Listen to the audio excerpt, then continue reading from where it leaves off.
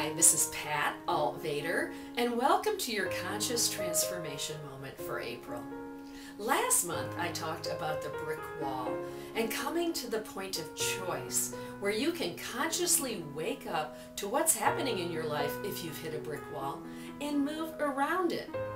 That's pretty easy to do when it's something simple, like for example if someone says something to you that makes you question if you're on the right path or not. However, sometimes when we hit the brick wall, it's really something huge. For example, let me tell you about my client. Her husband has been unemployed for 2 years now, and she's been the primary breadwinner, and she just found out last week that her hours this summer might be cut. That's not a brick wall, that's a boulder.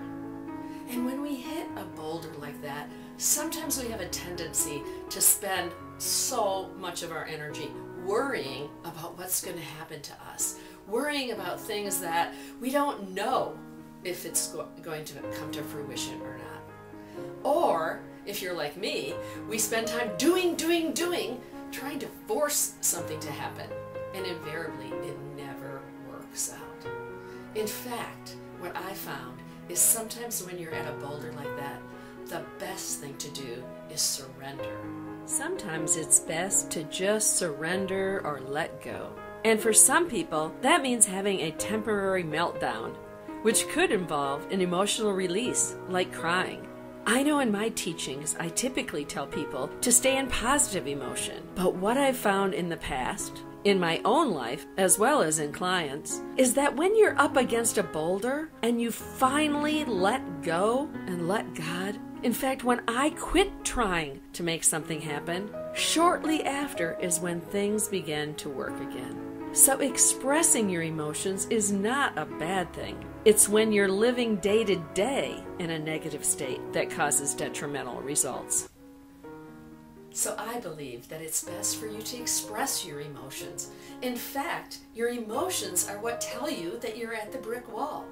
So notice them, feel them, and then let go, knowing that you are the co-creator of your life. And I believe that one of the best ways to get yourself back on track once you've hit a huge obstacle is to use visualization. I like visualization because it is the purest form of the concept that your thoughts create your reality. I like visualization because you can see the essence of what you want. But it's important to use visualization correctly. For example, with my client that I spoke to you earlier, she could visualize from now until the end of the summer herself having all the hours that she wants at her job. And that might never come true because she's visualizing the how and not the essence of what she wants. The essence of what she wants is financial security for her family. So instead of visualizing it coming in a certain way, she's better off to visualize herself and her family enjoying all the resources that they need to supply their family this summer so they can do all the things that they want and need to do. So when you think about visualization, think about visualizing your best self, expressing yourself with all of the desired outcomes that you want in your life. And don't worry about how they're going to happen. And don't worry if it doesn't even seem possible that it could, because that is not what co-creation is about. Co-creation is about using your thought to create your life the way you want it to be.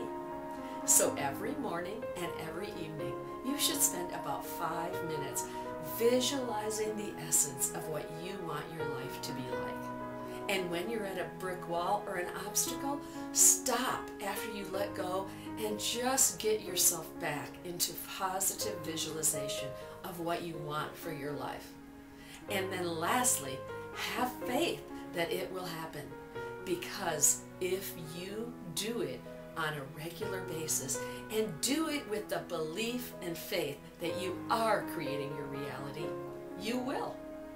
Wishing you the best that life has to offer.